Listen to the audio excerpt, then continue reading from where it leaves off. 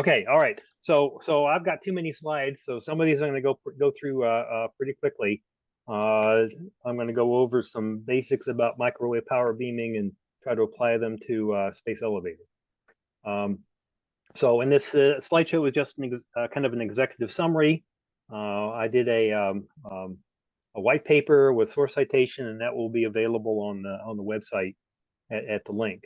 And I've been participating in the Powering the Space Elevator Study Group, headed by Larry Bartaszak, and I'd like to thank a whole bunch of people for their review comments. And I also was able to obtain review comments from James McSpadden and Daryl Preble, which were very helpful.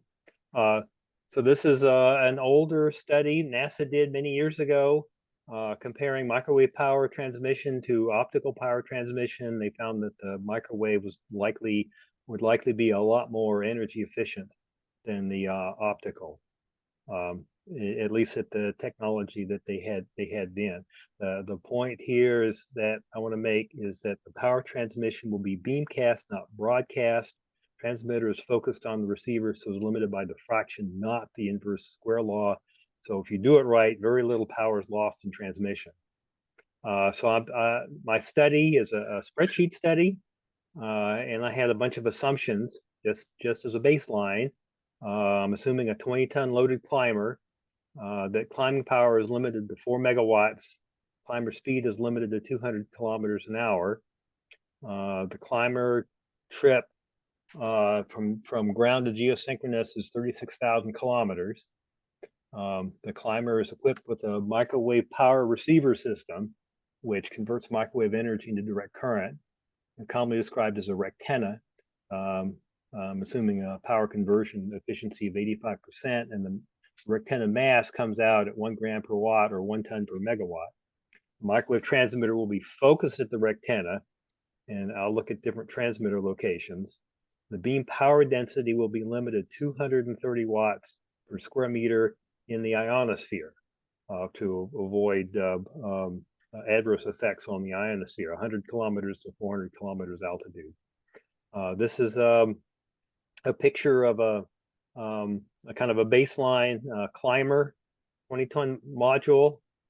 And this is the basic module, and so a microwave rectenna would have to be attached to this climber to provide power. And in my previous paper at the ISDC, I talked about a V-pod variant that might allow climber passing. And this is a book that the cover has a picture of a V-pod. So Douglas Phillips will be talking about his thing later. So my approach to microwave power beaming is, first of all, I said it was focused, so it's diffraction limited, and which is beam divergence. And so because of the focusing, the far field criteria and the inverse square law doesn't apply. I'm assuming a microwave phased array is focused, somewhat like a Fresnel lens, and the smallest spot size is limited by the diffraction. And so you have a Gaussian beam waist. So there's a beam width at there is no focal point. There's a beam width. And if you take the equations for the beam width, you can solve for a relationship between the transmit aperture and the receive aperture. And this is the Gobo relationship, and Gobo came up with this efficiency, which is the power received over the power transmit. And it says that if your received aperture is too small, that a lot of the power will miss the target. And that's really all that means. And here's a plot, a normalized plot.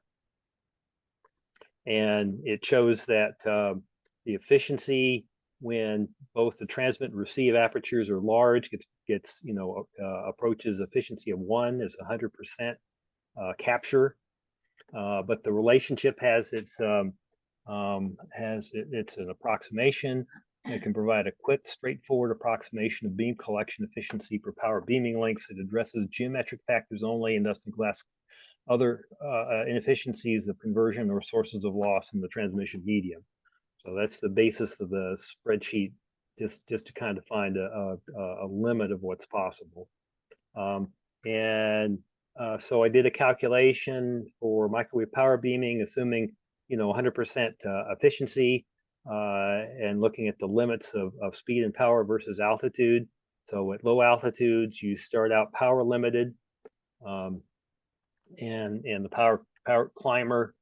And I'm sorry that in order to get these to fit, I had to use strange units. So the units are for the power trace are in tens of kilowatts, and the speed is in kilometers per hour. So you get to a certain altitude, around 4,000 kilometers, you'll be speed limit as the gravity reduces, and the power required for the climber comes down. So I looked at the many cases for different transmitter and receiver sizes. This is kind of a worst case. So if I had a 1,000 meter wide transmit aperture and a 50 meter receive aperture, it's very inefficient because the efficiency goes down. So in order to provide full power to the climber, the transmit power has to get really large, like in this case, 120 megawatts. And so this takes 8.3 days, but the power density in the ionosphere is 2,000 watts per square meter, which is much greater than our limit of 230. When I did a cost of the total energy at 50 cents per kilowatt hour, it came out to $680 per kilogram. So that's not great efficiency. So a better case is when I went to 148 meters receive aperture.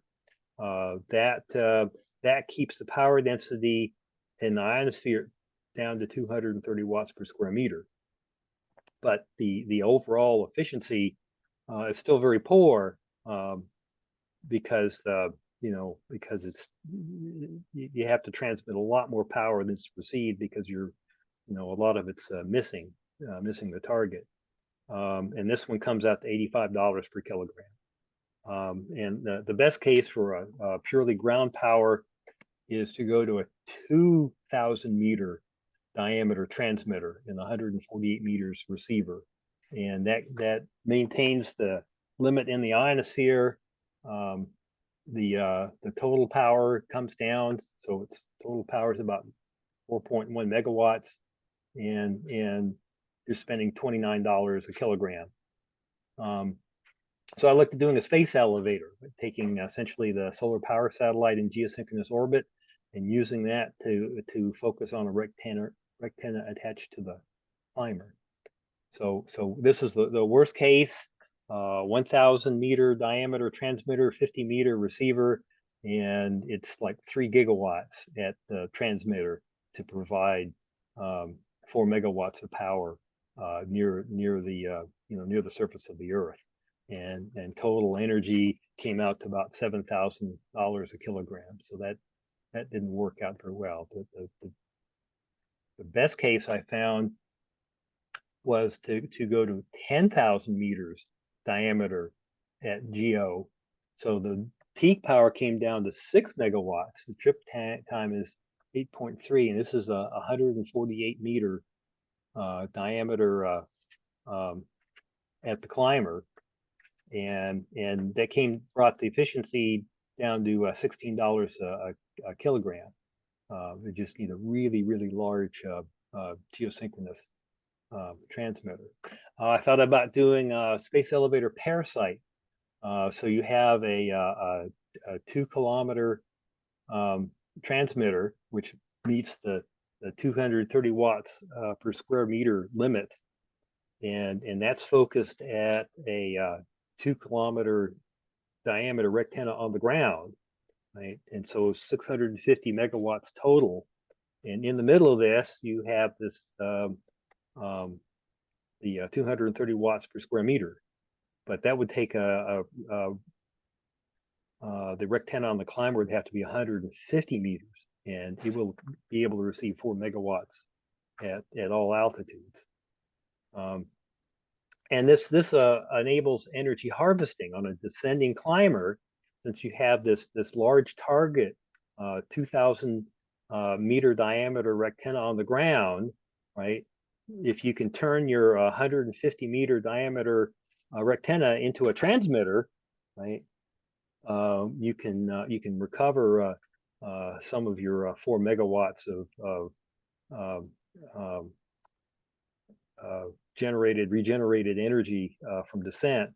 And in my paper, I identified 3 different technologies that could enable could make possible a rectenna that could also be a transmitter. So I looked at simultaneous ground transmitters, ground to space. So you have a GEO SPS and a ground transmitter. And so when you're in the ionosphere, you want to limit 230 watts per square meter.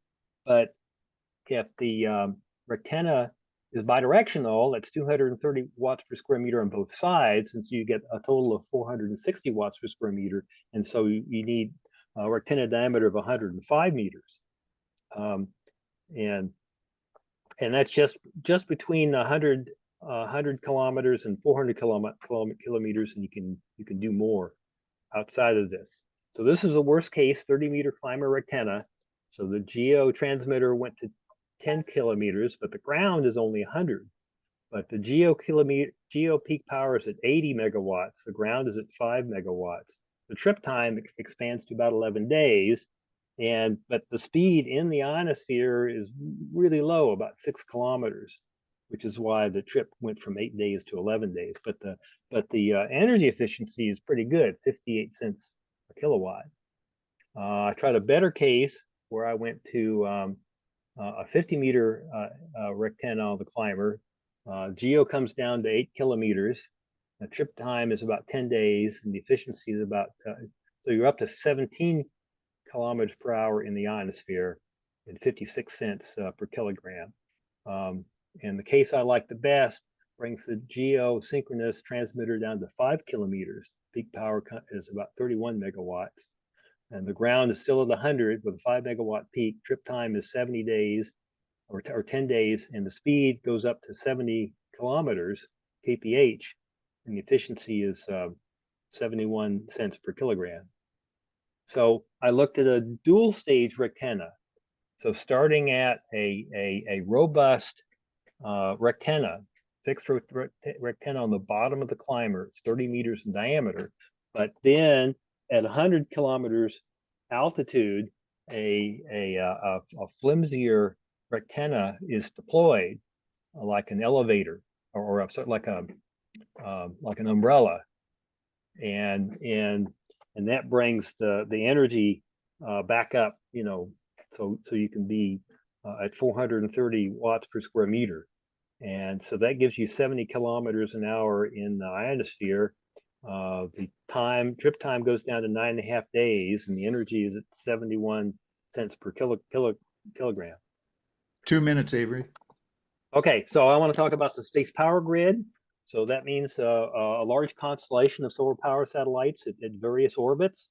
And the advantage of this is the space power grid can provide power to many customers, which means you could have commodity pricing for the space elevator. I looked at some possibilities for transmitters, say at a 2,000 kilometer range, and looking at 90% efficiencies. The receive gets pretty big for a small transmitter and vice versa. It does look like optical wavelengths would be a better match for this. So other benefits, right? So you can use multiple transmitters for a single receiver, because the transmitters are coherent, receivers are not. And so if you just change the frequency a little bit, you don't get interference.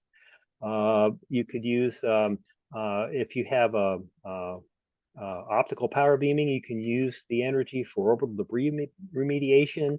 You could use the solar power energy for an electrodynamic tether, so you can have propellantless propulsion, and you could also use the tether on the SPS to drain and remove radiation fields from the Van Allen radiation belt, so you can remediate the radiation. So it's good to have larger transmitters, larger diameters. You could have multiple transmitters to reduce antenna size, but still bigger is better. So you know, you may have to reduce speed while the ionosphere. And so there are a lot of other advantages. And this is the construction challenge. Larry did a figure for me showing the diameters, rectenna diameters versus the 20 ton climber. And so it gets, yeah, it looks really challenging. So I'm not a mechanical engineer, you know, so I haven't addressed that. And for further work, this is all based on the Gobao relationship. So technology needs to be addressed, and you know, better simulations need to be run. I'm an electrical engineer that's retired from the aerospace engineer, and I've been a member of the National Space Society and secretary treasurer of the local chapter. So resources and links. I recommend the power beaming book. I thought I knew a lot about power beaming, but then I read Paul Jaffe's recent book, and I learned an awful lot. And of course, John Mackin's book is a classic. This book I found useful for a lot of technology. There's it's kind of a literature survey. And of course, Doug Phillips' book is really great. And finally, my motivation for doing this is written out in this book, Harvesting Space for a Greener Earth. So talking about regreening Earth, moving industry into space so we can be better stewards of this planet. And that's all I have. I have one. Have you considered transmitting the excess power to upgoing climbers from the downgoing climber? Yeah, I did. I didn't put it in this, but if the technology could be developed for a bidirectional or an array that would transmit as well as receive, a rectenna that could also transmit, that would enable that. You know, so there's work to be done on that, but that would enable that, and then you could have two tethers that are not terribly far apart, and the descending climbers would transmit to the ascending climbers, and if you once you've primed the pump, right, you know, got the pipeline going, your distances would always be fairly reasonable. Like, you know, you could always have a descending climber within 100 kilometers of a ascending climber, and that would work out very neatly. But you know, the enabling technology would be would be an array that could transmit and receive. Although I guess for the descending climbers, you know, you could just put a transmitter array on there, and the ascending would have the ascending would have a receive array. You know, so that would work too. You just have to you know, you just have to retrofit the climbers just before they ascend or descend. You know, so then you'd have, you know, an accumulation. You know, where do you get all these extra arrays? You know, what's your source of, you know, arrays for transmitting arrays for descenders and receiving arrays for ascenders. So there's, you know, but yeah, the energy works out pretty well. I didn't do the math for it, but you know, you have shorter distances, so you don't need big. Your arrays can be smaller. Yeah. Okay. Oh, I didn't. Lots of hands up. Okay. Larry. Avery, I have a dumb question for you. You're not supposed to put a fork in the microwave. The tether might be conductive. The climber certainly is. Why don't we get lightning bolts? That's a little outside of my study. You know, I always thought it was oh, because the charge density was too small. The power density is much lower, right? So let me go back to that slide. the slide with the, there we go. So I'm talking 230 watts per square meter. A microwave oven is 10,000 watts per square meter, right? 230 watts per square meter is 1/4 sunlight, or right? Well, sunlight is 1,000 watts, so 230, right? So if I am transmitting at really low altitudes, you know, I was looking at transmitting 2,000 watts per square meter, right? But that's still a lot less than the power density inside of a microwave oven. Okay, then a follow-on question is, what are the bad effects that happen in the ionosphere if the power density is too high? That's so I've got that in my notes. Basically it heats. You start heating the ionosphere, and it changes its characteristics. And everybody who's using ionospheric reflection for radio wave propagation gets real mad at you.